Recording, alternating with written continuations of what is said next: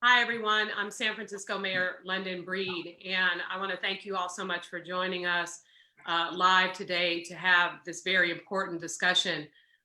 We all see the videotapes that happen when, sadly, an African American, in most cases, lose their life to police officers in this country. And sadly, George Floyd is not the first, and we want to ensure by some sort of change that he is the last. The fact that we have this happen all over the country and there is still no change means that there's something that different that needs to be done that was never done before. We're joined today by three incredible African-American men, people who have made such an amazing difference. Jamie Foxx, he's not only an actor and a singer, but he is an activist. And this brutality and what we're seeing all over the country, I mean, he was one of the first persons who went and visited with Trayvon Martin's mother when Trayvon Martin lost his life, and has been active in this movement for a very long time. The other person that's joining us is LaRon Mayfield. We grew up together in the Fillmore, and you know, he's my brother, he's my friend, he is amazing. He's all about peace and love and bringing people together, and he fights for his community. And some of you may have remembered his brother, who was my baby, who was killed by BART police in Oakland. And it is just still heartbreaking today. And we're also joined by another incredible person that grew up in the Fillmore, Rodney Lane, who serves as a San Francisco police officer. He's an amazing person. He's always trying to build a bridge with the community and the department. And today we just wanted to have an open and honest dialogue, because we know that there's a lot of hurt feelings out there. And we are tired of feeling this way. We are tired of being hurt. And, you know, people are wondering, well, how does a mayor fit in this? Well, I'm a person before I'm mayor. I'm a Black woman before I'm mayor. I've experienced this brutality and other challenges before I was mayor. And now, as a mayor of a major city, I control a police department, one that I want to succeed and represent this city and this community with compassion, with love, with understanding, and with cooperation. And so this is really about a dialogue to just really talk about our feelings, talk about what we're experiencing, and more importantly, what we need to do to change things. So I want to get started on this conversation, and I really want to start with Jamie Foxx, because I know he just went to Minnesota and had a number of conversations with people and community members and George, his family members and others. And just maybe you could tell us a little bit about your experience in Minnesota and what happened there and what was going on, because I know they're having a really hard time out there right now. Well, first of all, London, I got to say thank you so much for this. Thank you for the camaraderie of your friends, someone who's been affected by police brutality and having a police officer as well. I think that's so needed, because I think we need to be able to hear both sides. We need to be able to somehow come to middle ground. And so I commend you for it, because in times like these, sometimes people run away from these things. And I think we need to run towards this. When you talk about George Floyd, I mean, I was here when Rodney King in LA, when that happened. Trayvon Martin, when I met with Trayvon's mom, I remember meeting her, but it was a year after the initial excitement, the initial shock of what had happened. So things had, for lack of a better word, died down. She whispered in my ear, they killed my baby and they're going to try to get away with it. And I was at some event, and I said, she said, would you come down to our walk? And I said, I will. But to be honest with you, I was feeling like I just needed her to feel good, because she was, you know, I didn't know if I was going to go or not, to be honest. That night, Harry Belafonte came on stage and he made a statement. He said, the amount of blood that is spilled in America is Black blood, while you young entertainers sit mute. I tore up my speech. I took my kids down. my daughter. I took white kids, Italian kids, Jewish kids, so they could understand what it was about. So we could understand that Trayvon is a person. That's a son.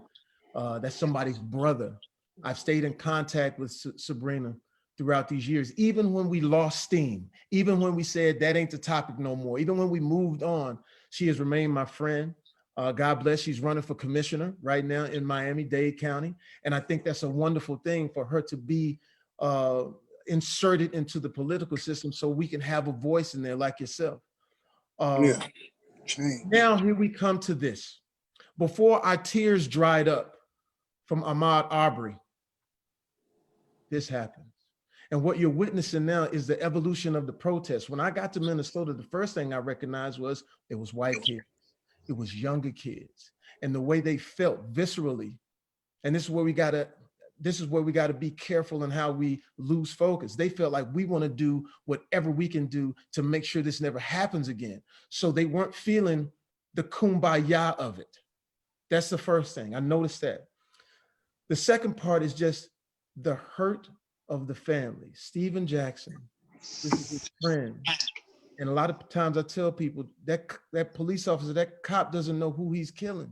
He doesn't know who this man is attached to. He doesn't know what this man has done or what he is trying to do. Man. You become the judge and the jury and the executioner. That's hard to take. And when we've been watching this, like your man said, we've been watching this for hundreds of years and nothing changes. So to feel Stephen looked at me and said something to me, Stephen Jackson said something to me that scared me. He says, Jamie, I can't control myself right now. I don't know what I'm gonna do when I get to Minnesota. That was my man. And I said, Stephen, I'm gonna tell you something. I'm coming to Minnesota because we can't lose you too. I'm coming to Minnesota because I want you to be able to have your voice and speak the way you want to speak and have somebody with you that has seen this, that can support what you're trying to say and convey to the whole world. And so with that being said, he spoke, other people on the front line spoke. I felt it was necessary that we're there to support them, because a lot of times when the people that are speaking, sometimes we don't hear them. Sometimes we think they just talking noise, and we got to be there to support. And so the feeling was despair, man. The feeling was hopelessness, because we worry, will this man get charged? Luckily, and I think the police chief is doing a great job there. They at least charged him, but it's everything else. It's everything else that we worry about, that he will be let go. The way they're trying to build all of these different things, saying, well, somehow it was the black man's fault. The man is handcuffed. The man is handcuffed. The man is handcuffed. The man is handcuffed. Yes, on his stomach. The man is on his back. 4 men on his back. Now they say that, well, the coroner says, well, he didn't die of asphyxiation. It was something else. So you're telling me at the time of death, he was going to die anyway. Come on, man. Whether these men were there or not, we are not dumb, is what these people are saying. And what we're saying, we're not stupid. You can't continue to do this and get away with it. And that's why I don't want us to lose focus. I don't want us to lose focus on George, Trayvon, all the other people that have died. I don't want us to lose focus that had this man not done what he done, we wouldn't be going through this. And it's the last thing I'm gonna say. They also are aware of that if he does do it, and it is a riot, and they are breaking and pillaging, where is it going to happen? In our community. Yeah. He wins again. So none of us were defeated though. When I heard those women talking about about sons and fathers that they've lost, I wasn't defeated. And there's the thing, this is the last thing I'm gonna say, and we'll move on. There's Trayvon's mom, Sabrina, started Circle of Mothers. It's about 100 to 200 mothers that have gone through the same thing, but it wasn't televised. No one heard about it. And so I would love for us to continue this, even when it dies down, because it will die down. But I want us to continue to understand that the struggle is real and will continue until we change the language on the books, until we change that if this man knows that if I kill this man, that I could either go to jail or something bad could happen to me. Consequences. They need consequences. If there is no consequence. Look, we live in America. When they told you to put the seatbelt on, And Yeah. we like, man, I ain't wearing my seatbelt. Yeah, but when they hit you with that ticket for $75 or $100, yes, you yes. click it. The only way we work in America is rules and regulations. When it is on the books that you will lose your freedom if you hurt this person, whoever it is, wink, wink. Yes. So thank you for that. And LaRon, I want to go to you next because, you know, you had a situation happen yesterday that could have escalated into a bad situation, but because of, you know, who you are as a person and what you represent and the peacekeeper and bringing people together. I mean, how, you know, with the loss of your brother to law enforcement, how do you still find the strength to still do that despite, you know, what I know your family has gone through? Pretty much, well, yesterday I was talking to my mama. So my mama was on the phone and she heard what was going on. This white boy, he was in the line going to McDonald's, and I was kind of a little bit in his way. And he was saying, "Move your effing car, move your fucking car," right? Talking real crazy, right? And I said, "Bro, hold on, bro. What was you talking? You talking too crazy, right?" I said, then he still talking shit. I said, "Bro, don't have me to hop out. Call me a nigger." You feel me? Right in our hood, in our own hood. You feel me? So I got hot. My mama heard me get hot. My mama said, "LaRon, let it go." You feel me? I was so hot. You feel me? I ain't gonna lie. I wanted to do something. It was like a couple, 4, 5 years ago. I would have bashed his ass. You feel me? Just because the pain that I'm going through right now. You feel me? All the shit that's going on in this, you know, in on this earth, in this world right now with this racist shit. You feel me? Dude was pleading for his life. You know what I'm saying? And the officer squeezed his neck even harder. You feel me? And that was just nothing but hate. You know what I'm saying? So when this guy pulled up and called me a nigga, I'm like, so I told my cousin, I said, "Bro, this white boy tripping, bro." You feel me? My cousin tried to walk up there and talk to him like, "Bro, you tripping. You can't be calling nobody niggas like you don't know what's going on." He told him, "Fuck you too." Right? So I walked across the street, then I see the police pull up. The police pulled up. I end up walking across the street to see what was going on. The police is talking to the guy, and I walk up behind the police, and I'm trying to tell the police. The police gonna tell me, "Shut up, you get back," right? He told me to shut up and get the fuck back. You feel me? So when he said that, I'm from Fillmore. You feel me? I'm not taking none of that bullshit. I don't care if you're the police or whoever you is. I'm telling you, who the fuck is you talking to? I'm asking you a question, bro. You feel me? The only thing you have to do is just, tell me, hold on right quick. Let me get his statement first. You feel me? Then I'll holler at you. You don't tell me to shut up and back up. You feel me? You see us every day. You working in our neighborhood. You feel me? You don't know this white boy from a can of paint, but you see us. You know what I'm about. I'm about peace, love, and helping my people out. I don't go just start nothing with no white boy. It's white boys that's walking around our hood every day. We don't do nothing to them. We let them walk in peace. You feel me? We don't do none of that shit. But the thing is communication. It's how you communicate. If you're an officer, you got to know how to talk to people. Because if you coming with fire, you're going to get fire back. You feel me? So the thing is, I talked to another officer came out, and I said, man, the only thing the white boy had to do is say, check it out. Let me talk to him right quick. You feel me? Then I get your statement. You don't tell me shut the F up. You feel me? Who the fuck is you talking to? Because it could have really got big. You feel me? On how I'm feeling. There's a lot of tension right now with police officers. You feel me? And I know all police officers is not bad. You feel me? We got a good officer right now, Rodney Lane. You feel me? He was one of the guys that taught me how to play football. You feel me? And I know he's for his community. You feel me? And he loved his neighborhood. You feel me? He loved Fillmore.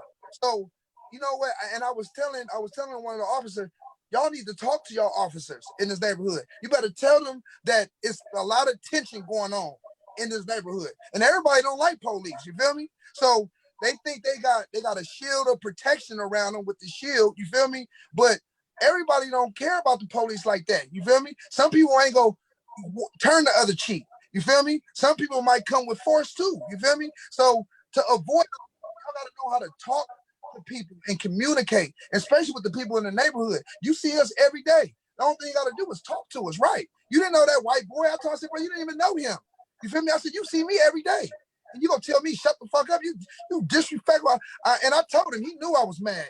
You feel me? And I let him know. But after I told him, he went to a corner and tucked his motherfucking tail. Excuse me, he tucked his tail. You feel me? So and LaRon has a temper. I mean, I can't even, you know, he definitely will go in, but that just shows you what kind of person he is. You know, it was really about the peace of the community, because that's what he represents. And Rodney, you know, these kinds of situations happen a lot. And then you as the police, you know, when you show up in the neighborhood, we know you, right? But when you go to other places, you might have some other encounters.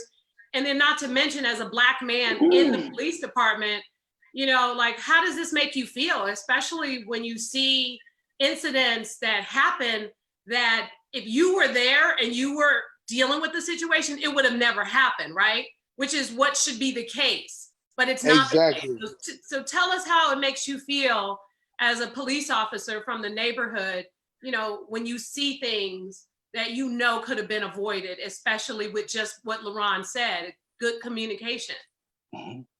Hello, Madam Mayor, Jamie Foxx, LaRon. So you all, LaRon was just talking and you saw me break out with a low laugh. So I had LaRon when he was like 7 or 8 and I wronged him one time. And LaRon, before I knew it, LaRon punched me like 4 times in my back. You remember that, LaRon? Yeah, come that on, man. Same vigor he just had, he got mad at me when he was a kid. And he punched me. Boom, boom, boom, boom, boom. I ain't no punk, you ain't gonna be taking mine, or something he told me. He was just a little fella. You remember that? Yeah, I remember that. He Come ain't on, changed man. a bit. He ain't changed. I'm just a passionate about, you know, what I do, because I love my people, and I'm not no shit starter. You know, I like white people. You feel me? I don't think all white people is devils, because we had white people that helped Black people in slavery, which was the Quakers. And I know it's still some of them same Quakers that love Black people and willing to help Black people. Because racism is really childish, because you don't like a person because of the color of their skin. You feel it's me? 2020. That shit is child, and racism Right. is taught. You feel me? Because if you put 2, 3 babies, you put a Chinese baby, a Black baby, and a white baby together, they not gonna be saying nigga. They gonna be playing together and having a good time. You feel me? Right. So it's these adults that's teaching these children these bad ways. Right. Now back to your question, Madam Mayor. A lot of people are watching, but I gotta be honest. It's a skill set that I have that a lot of people don't possess. It's easy for me. I was raised in a big Black family. I was raised in the community. I've been doing this before I was 5'0". So it's easy. It comes easy to me.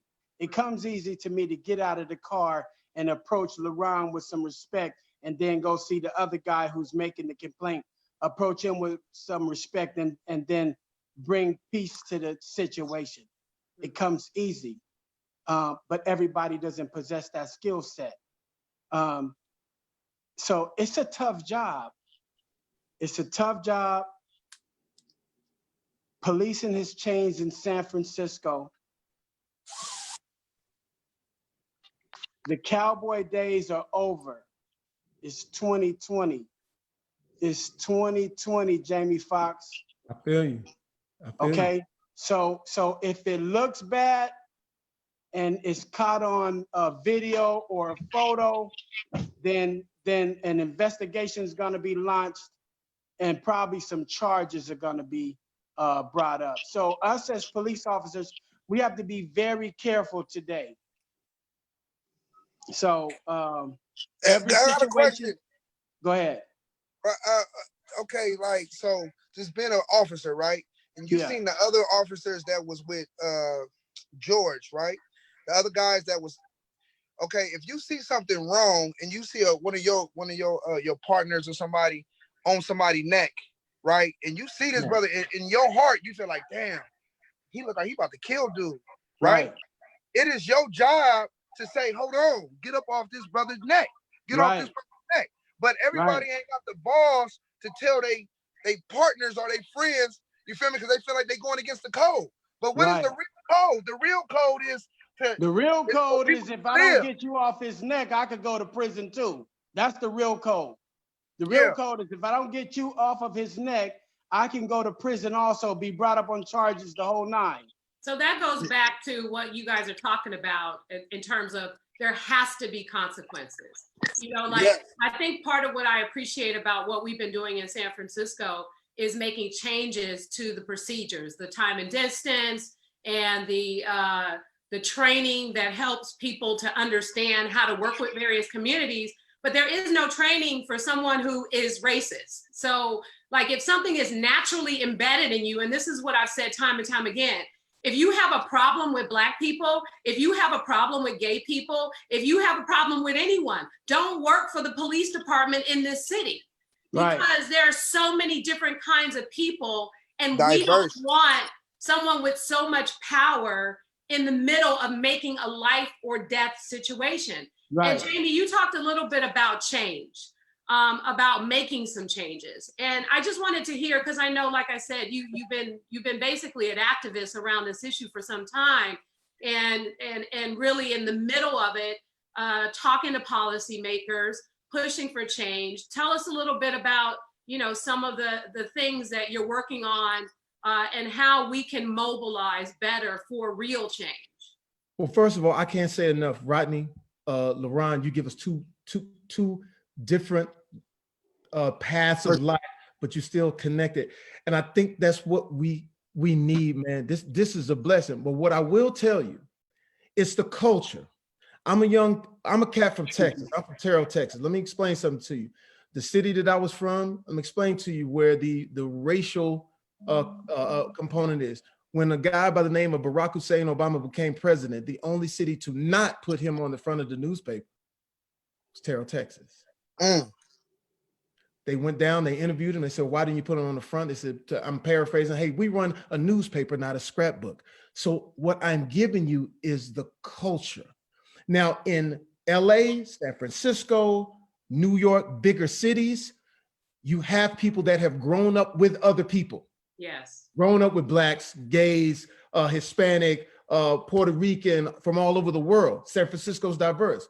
What I'm speaking to are the Minnesotas, is the Midwest, are those red states where the culture, regardless of what we say on this, it's probably not going to change.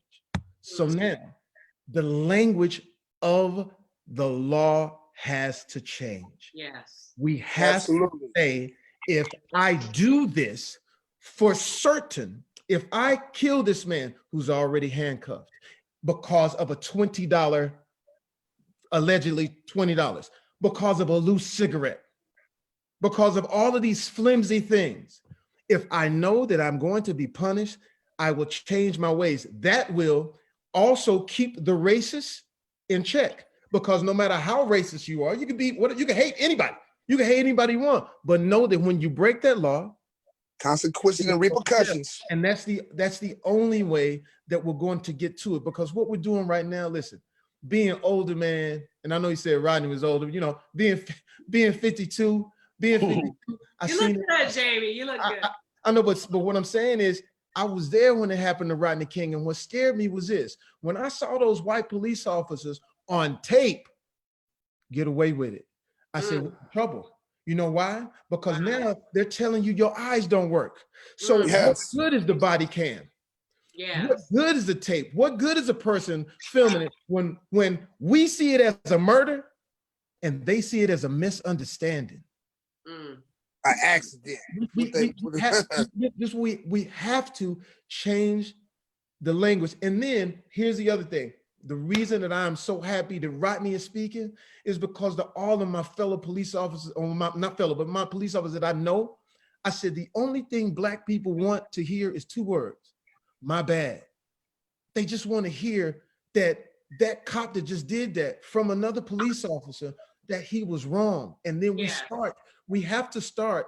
Look, if you're watching the San Francisco 49ers play, right? And the free safety commits pass interference, they don't just charge the free safety with the 15 yards. The whole team is charged. Yes. So therefore, if that police officer kills someone, that whole team is suffering. That whole team must suffer. So the team has to say to the players, hey man, no more of that, or you should not be able to play for the team. That is a tough and tall order when the culture has been ingrained for so many years. So what I applaud Rodney. Need more of Rodney's. I wish I could duplicate you like the Matrix, because we need that now, because what's going on right now in these streets, when I tell you, I've been to protests, I've been to protests, and right now the look in these kids' eyes are saying this. They're saying, Jamie, we tried that peaceful thing. Yes. Now I'm saying still, please don't burn it down. I'm begging. But I'm also hearing that young person say, hey, that didn't work. So we have to not lose focus on what it is.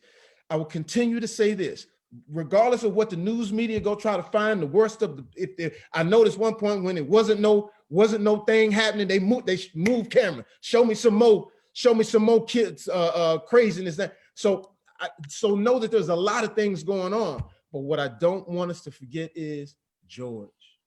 Yeah. And mine just continues to go back to there, and then hopefully once we can get past this unfortunateness, which is going to have to happen, this is something that's going to have to happen, we can now start healing in the way of having Rodney speak and say, hey, let's change this language so we can get to a better place, because there's nothing like being Black and watching somebody beg for their mama. Yeah, that hurt. Boy, that hurt. That hurt. Beg for Hey, his listen, man, that shit, you know, when my brother. What type of man, what type of human? And that's the one thing we got to really address. Call it what it is. What type of racist human would do something like that? They don't think wicked, a wicked one. They don't think we human. They think we animals. And I'll tell you this story. And I know he doesn't mind me saying this. God bless him. We were working on Ali. And Ali leaned into my ear and said, "You still a nigga." He told me the same thing. Preacher. Go ahead. Ali told me the same thing. Go ahead. And so then I asked Bingham, I said, Bingham, why would he say that? He said, because in this country, no matter what you do, no matter how far you succeed, they will continuously look at you as if you're a nigga. And Most definitely. And so now, that was years ago, but as I continue to watch and things happen to me that we need a longer time. We're doing this documentary called Why Do They Hate Us? And it's all of the stories of all of us explaining the situations that we've been in, no matter if I was in the streets doing something bad or if I was in the nicest neighborhood trying to do good, we still treated the same way. So one, let's change the language of the law. Two, let's change that culture. Yeah. And speaking of culture, you know what? And the reason why we in the state our people is now is because we don't have no culture. Far as they took our language, they took our land, they took our ceremonies. You feel me? They stripped it from everything. We don't have nothing. You feel me? Every race got their own language, they got their own culture. They took everything from us, bro. You feel me? And then they expect it and then say, get up on your own 2 feet. Or get up on your own boots and get your strap boots and work. They making it so hard for us, and they got they foot on our necks for 400 years. You feel me? Stomping on our necks hard. Our women, they dog our women out. You feel me? We gotta start loving ourselves. You feel me? This is the time that we gotta come together. Like the people in my hoods that's beefing, we gotta come together. You feel me? With the beef, this shit is bigger than this little ass Filmo. It's bigger. You feel me? We got to come together and start helping police our own shit. You feel me? We don't need, because I feel like if we was policing our own shit, we wouldn't have no killers, because ain't no brother just go kill a brother for nothing like that. You feel me? Not no police officer. If they see us every day in this neighborhood, you feel me? You get familiar with a person. What the hell you look like killing a person that you done seen, you've been working here for 2-3 years and you still hating? That's some hate. We gotta get them out the system. You feel me? We got to get them rednecks that don't give a damn about our people out the system. They need to go police their own community. You feel me? We need to start having our own to be in our community. Brothers like Rodney, you feel me? And there's other brothers that's out there that's really for our community. You feel me? And like I said, the police killed my brother. You feel me? but I can't hate all police because they killed my brother. I hate the racist ones. The ones that's racist, I hate them. I don't got hate in my blood, but I hate the racist ones. Because you don't like me, I don't like you. You feel me? And that's how I feel. If you don't like my people, I don't like you. You feel me? So that's how I feel. But, you know, by me losing my brother, it opened my eyes to a lot. You feel me? And I see a lot of these mothers, you feel me? And I got to give my mama a shout out. You feel me? Yeah. Yolanda Banks, you feel me? Yolanda Banks is a strong woman. She fought. Yeah. She fought. We was protesting. We was going down to City Hall. We went down to Sacramento. My mama wasn't letting up on them punks. My mama was on their ass. You feel me? We had to go to trial. We went to 2 trials. You know, they didn't convict Joseph Matu. They did not. They shot my brother 3 times in his back. He was with his children and his fiance on his way to San Francisco. You feel me? And they ended up shooting him in his back. They tried to say he had a gun. It was no gun residue on my brother's hand. You feel me? They tried to say they would just come in with a whole bunch. First, they said my brother had a gun and was pointing at the police. That was the first story that they said. The news outlet said the same thing. And then once we seen the tape, I went in there and my brother, we had to record. Once they seen it, we recorded the video. You feel me? And then I released it. I called them. I said, I got some footage and let y'all see. Y'all got to go and tell the truth and what really happened. So I told him, I said, if I give you this video, you got to tell him, you know, Charlene did not have no gun in his hand. You feel me? And I gave it and I dropped it. And once I dropped the video, then the police officers dropped their video. You feel me? So, you know, they go always cover up for themselves. You feel me? I'm sorry. Go ahead, Lane. Yeah, I was just saying, and so, you know, like Rodney, when you hear stuff like that, I mean, you work in the department. And look, as mayor, I'm in charge of the department, but you know, a lot of times I can't control everyone's behavior, right? Right. So there are some great cops, and we are fortunate that we have some great police officers out there working hard every single day, and they care about the work they do. But then you, from your experience, you've encountered those who don't. Which makes your job harder. When one of your fellow officers does something stupid that, you know, causes a situation like what we're experiencing now, where it causes someone to lose their life, everybody suffers. So tell us a little bit about how you deal with it, and how are you able to deal internally with those situations, and how do you help continue to be this advocate for the community? So look, that situation with Charlene, that hit home. Yeah. I was raised,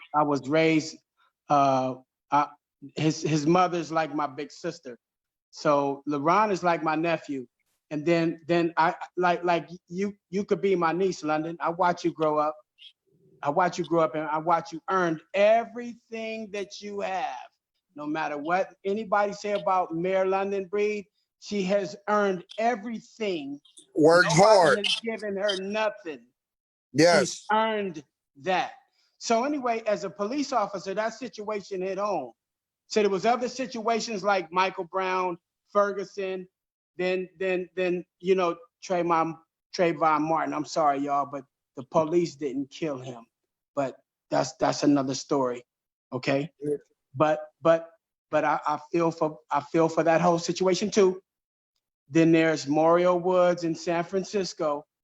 Then there's Charlene, which hit home.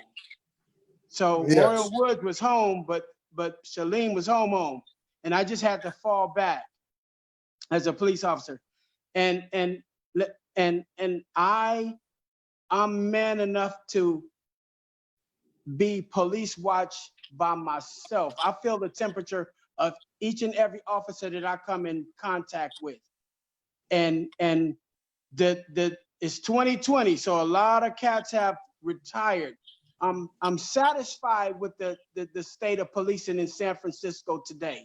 It's a whole lot of reform. I get mad because I used to be able to take care of some paperwork in 10 minutes. Now it takes me 2 hours. But that's all due to the accountability and police reform. So But hey, I also have to, I get out the car and I talk about situations with a lot of people from the community. That's great. A lot of people. Hey, Rodney always issues. hop out. And, One and, thing. and right now, a lot of people are hurting. Yeah. And I mean, last night I did a graduation ceremony for the African-American students who graduated from high school here in San Francisco. And I really wanted to inspire them and speak positive. And I couldn't help it because I had to deviate from that, because not only was my heart heavy, you know that these are all African-American kids who have been taught things or given a talk that no other race is ever given. No other race is ever given the talk about how to behave when you're stopped by the police. Right. Not if you're going to be stopped by the police. Right. When you're stopped by the police. Right. This is what you have to do, and this is how you behave. Right. So people are hurting. Our kids are hurting. And I just, part of having this conversation is also for some sort of hope, my heart is still heavy. I'm thinking about the people that we lost. I'm thinking about Charlene. I'm thinking about my cousin Charlie, who was killed by the police here in San Francisco. I'm thinking about, the mothers whose kids aren't here because of what's happened. And I think part of what I'm hoping for too is, how do we continue to give people hope that something is going to change? Well, first of all, I can't tell you enough, Ms. Breed, Mayor Breed, of how good this makes me feel.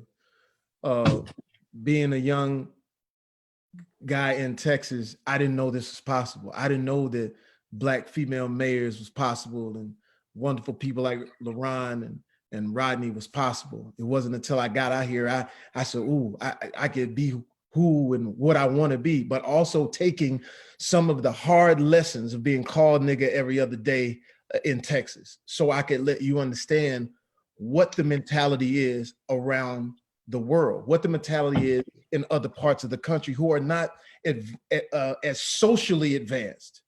The worst thing in the world is having someone who has money, educated, but no social education, never been around a Black person. The only thing they see about a Black person is what they see in the video or what they see on the news. They live in that cul-de-sac or wherever they live, and they never come in contact. So therefore, the way D.L. Hughley says this, the way you live in a white person's mind is this boogie bear.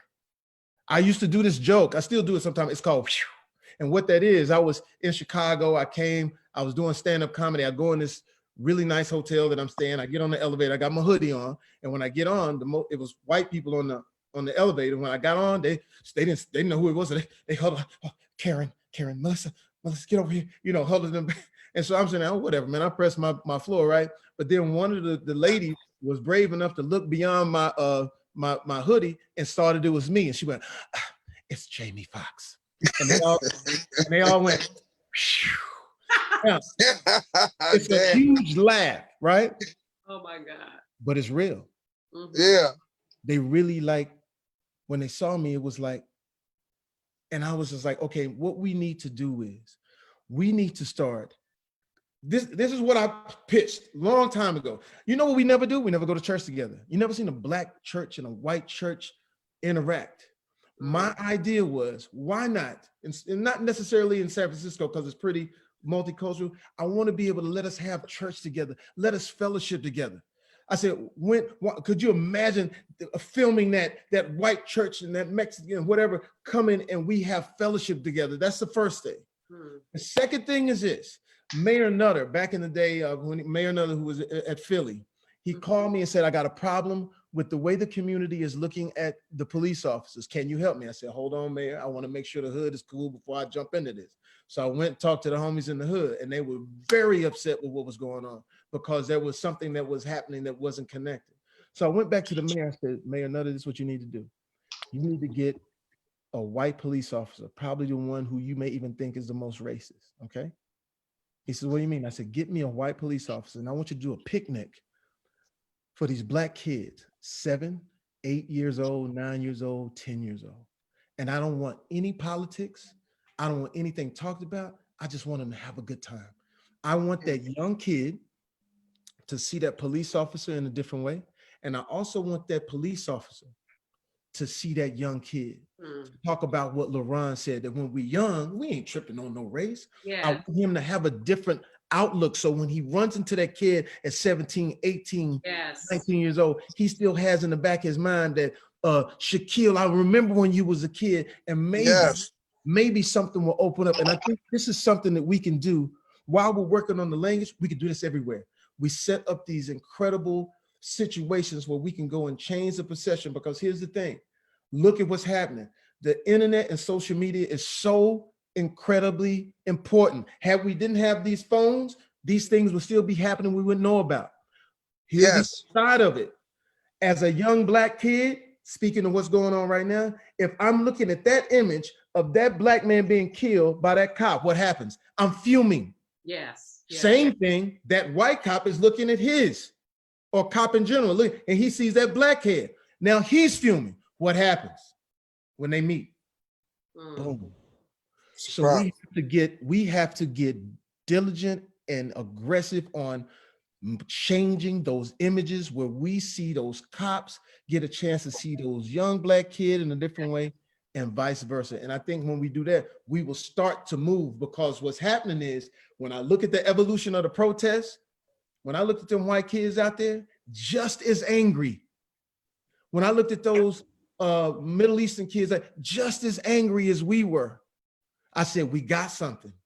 Now we need to take what we have and what I see on the screen with Rodney and LaRon and Mayor Breed, and let them understand what it is now. This is how you implement understanding, respect, so that we can get past this. Because I don't think, Mayor, we can have another one of these. Yeah. I don't think we can. And it scares me. And then we got to be, not to make it politics, but we have to, if we are in positions of power, we have to speak in a way that is assertive and calming. We can't say, hey, y'all come and clash with these other people. I'm not going to say, y'all know what I'm talking about. We can't have it the highest in these positions fanning the flames. Yes. They don't understand how powerful they are. You can't talk to these people and say, hey, you know, oh, since they doing this, you come do that. You can't do that, man. When you do that and you say these people are good people and whatever that is, you don't understand what type of license you are giving to these people. And it makes it harder on the law enforcement. And what I'm speaking to is that if you already have military law enforcement trying to keep the peace, and then you add another situation into it, and I hope you read between the lines and understand what I'm saying, because I don't even want to say the person. Yes. What type of pressure do you put on the police and the National Guard if you add another situation? We can't have it. So just know America doesn't need it. We don't need that. We don't need that goofiness at the top saying everything is all good because you sitting pretty and you ain't gonna get touched anyway. These people are out here on the front line trying to make sense of things. Don't add another situation where these people is mad at you. They mad at you anyway. Just please, that's all I'm asking. Please don't do that. And so Mayor London Breed and the Chief Bill Scott, they appointed they brought some civilians into, they civilianized our department, which brought the community in. So things are pretty good right now with San Francisco. I'm really satisfied with San Francisco police now that London Breed is the mayor. She brought in a lot of civilians. Excuse me. Was you telling me when I talked to you and you was telling me about, you know, you can come in and speak, you feel me? Because like I said, I wanted to talk to the police officers, you feel me? Well, it's interesting you say that, LaRon, because, you know, this incident that happened, you know, LaRon told me this morning when I called, I couldn't just let it go. I didn't call almost everybody, including the captain. The first thing the captain said is, I want to talk to LaRon. So I got to send you the captain's phone number. But, you know, exactly what you're talking about, we can't let this stuff go. I'm not going to let it go. Like, stuff may have been resolved, but I had to make sure that the department knows, every officer in the San Francisco Police Department, there has to be a conversation about what they should be doing in terms of their job. And if you can't handle it, if you're emotional that day or you had a bad day, don't come to Don't even work. come. Don't even Don't come come. to work. Because Right. this is a difficult time for all of us right now. I mean, the Yeah. coronavirus has everyone on edge. All the stuff that's going on in the world has everyone on edge. The last thing we need is a situation that exactly what you're talking about that could have got out of hand. And I think, you know, we're onto something here in terms of, you know, people from the community, not just talking to the chief, but talking to other police officers. Yeah. Talking to the whole London, because I feel like, you know, these police, they don't know you. You feel me? You know, they don't know you, so they just, you know, treat you like anything. But if you see a person every day, you know, you start getting, you know, not like a relationship, but you get common with them. You feel me? And once you get common with a person, if you're not a racist person, you're not going to shoot them, because you see, like, man, I see this dude every day. You feel me? Unless you just hella weak and you just shoot him. You feel me? You know what I'm saying? But I just feel like the police force needs to be, you know, somebody needs to talk to him. The head needs to talk to him. I want to go in there and talk to him. So LaRon is going in to address the lineups. Check the lineup. Him and tell Captain him, check Engler this is out, gonna bro. work it out. It's a new day in San Francisco. We gonna New day in San Francisco. So let me just say this out at Bayview Station in Hunters Point. Bayview has always allowed the people to come in and address the lineups. Always. It's just they've been doing it since I've been there. And the And lineup. this one guy, just real quick, Guy and Gary, some guys from Hunters Point. The guy came to line up one time and he told us in lineup, he said, we're all one decision from making a bad decision. And I turned around and I looked at the rest of the lineup and they was like shocked. But it's so true. Yeah. You know, I have to be careful every day when I hit the streets. Jamie, I gotta be careful, man, that I don't end up on the front page, that I don't end up making a bad decision. I represent Jesus Christ, man. I represent Allison James, man. I represent Third Baptist Church, Amos Brown. I represent London Breed, the mayor, bro. I represent the chief. I represent my captain and my lieutenant and my sergeant. And I represent all the other police officers in the department. And in some cases, I represent all police officers across the nation. Yes. So I have to come correct, man. I have to come with respect, man. So I appreciate you all being here. And Jamie, you have any final thoughts or anything you want to add to the conversation before we close it out? I'm gonna bottle this up. I'm gonna post this. I think to see this, we need to see this. We need to see the mayor, the police, you know, LaRon talking honestly, unfiltered, as friends and colleagues living in this world where it's so unpredictable. I can tell you this: we are headed up there. We're headed up to see you. So we're gonna jump on the bus and we coming. I'm bringing. You know, I always like to bring my kids so they can see all of this and they can witness what this is. We're coming up there with Pastor Amos Brown, and you know, we just want to lend any support that we can. And I thank you for this. It's gonna get tough, and so we have to dig in. The only thing I say is to the people at the very top, just please understand that your words mean a whole lot. Yes. Big voice. It means so much, man. So I sit here with my fingers crossed and hopeful that we'll get past it. But I cannot tell you how much this meant. Thank you for allowing me to be part of this. And I can't wait to see you, LaRon, man. I'm gonna come hang with you, man. And Rodney, man, we're gonna come hang. Let's do it, baby. We can hang and talk about something, the beauty of San Francisco. And I'll get y'all stories on how I think y'all are, to me, y'all are a documentary. This is a movie right here to me. Yeah. Thank we you. appreciate you being here and joining We us. definitely appreciate you, brother. There's Right on, man. There's a lot of love here, and that's really what's going to carry us through. And I know people are outraged, people are angry, people are hurt, people are frustrated. And I just think it's important to just remember the love. Yes. You know, in a time like this, you know, what my grandmother used to say, When I said, I didn't do that, this person did that, she would say, you can't control what other people do. You can control what you do. Right. Yes. And how you react and how you behave and the decisions you make. And that's why it's so important that we had this conversation to really, talk about, freely, unfiltered, about how we feel, about what we're dealing with. And I know a lot of other folks are having conversations like this across the country.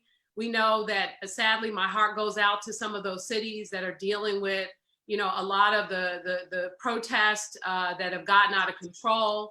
Here we support, and in fact, I'll be at the protest rally myself. The thing that I do not support is violence of any kind. And, I want everybody to be safe. I want our officers to be safe. I want our community to be safe. And that's what it's about. And I think when you bring love to the table, that will take us far. So I want to thank you all so much for being so amazing, and what you all do every single day to touch the lives and uplift our community. I'm San Francisco Mayor London Breed. I want to thank you all so much for joining us for this really heartfelt conversation. And I want to say one thing. I want to say one thing. I want to say Hakikawa Shalim, Hakikawa George Floyd. And that means justice for Shalim and justice for George Floyd. And that's one of the sayings that we said, when we was marching for my brother, Hakikawa Shalim. We got to go back to our roots. That comes from Africa. You feel me? Our roots is coming from Africa, and I give praises to Yahweh Elohim. And I just got back from my Sabbath. I'm a spiritual person, but I'm still a soldier on these streets. You feel me? And I just appreciate you, Lon, everything that you've done for our community. You feel me? And you are epitome of a real woman, and showing these children that you can be anything that you want to be. As long as you put your mind to it, it can be done. Because you come from the same struggle that I come from Rodney come from James come from. We come from the same stuff. We done lost a lot of our homies and a lot of, we went to too many funerals. You feel me? You done lost brothers. We done lost cousins, and you feel me? Brothers and all kind of shit. You feel me? But we still on top of our stuff trying to make our streets better and our communities better. You feel me? So I just want to say I appreciate y'all time, and I love y'all, and I love all my peoples. You feel me? Thank you. One love. Thank you, Thank LaRon. you. Thank you. And thank you all so much for joining us. And my heart goes out to George Floyd and his family. May he get justice along with all the other men who were taken away from us much too soon. Thank you all again so much for joining us. Thank you. One Filmo, for sure. One love.